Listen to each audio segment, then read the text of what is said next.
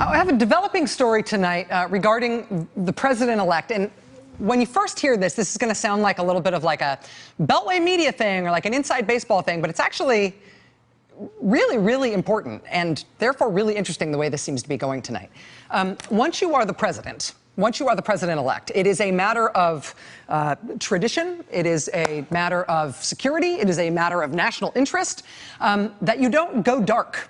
You're not really allowed to be a private person anymore.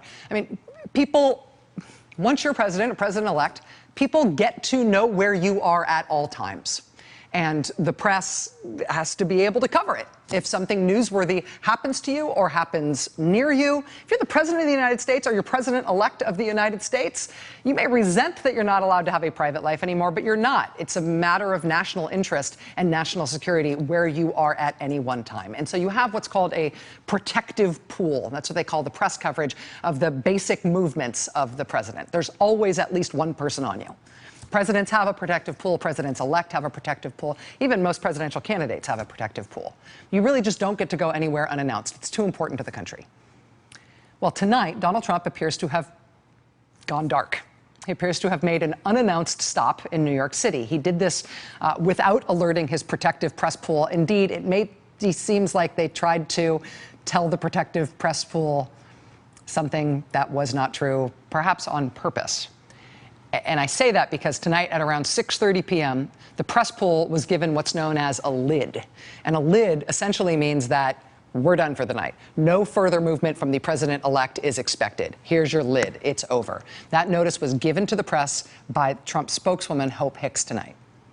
Then, sometime after that, the president-elect apparently left Trump Tower and went to the nearby 21 Club to go have a steak.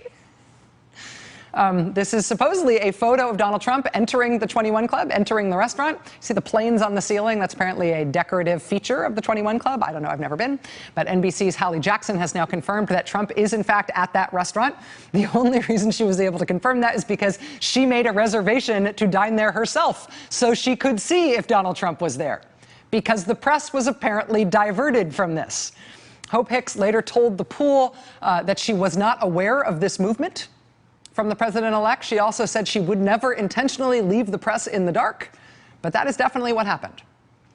It's now been a week since Donald Trump has been elected president. This is not the first time he's decided to go off on his own without giving notice to the pool, which we all rely on to track the movements of the man who is about to become the 45th president of the United States. Last week, he left the press assigned to cover him in the dark when he traveled to the White House for his meeting with President Obama. Now, tonight's a steakhouse in New York. There's no law that says a president or president-elect has to allow a press pool representative to follow their movements, but it is tradition, and it's tradition for a reason. And it's a tradition that has a national security basis. And it's a tradition so far, at least, that Donald Trump appears intent on not following and not even telling his own spokeswoman when he's doing it. More as we get it tonight. Stay with us. Hey there, I'm Chris Hayes from MSNBC. Thanks for watching MSNBC on YouTube. If you want to keep up to date with the videos we're putting out, you can click subscribe just below me or click over on this list to see lots of other great videos.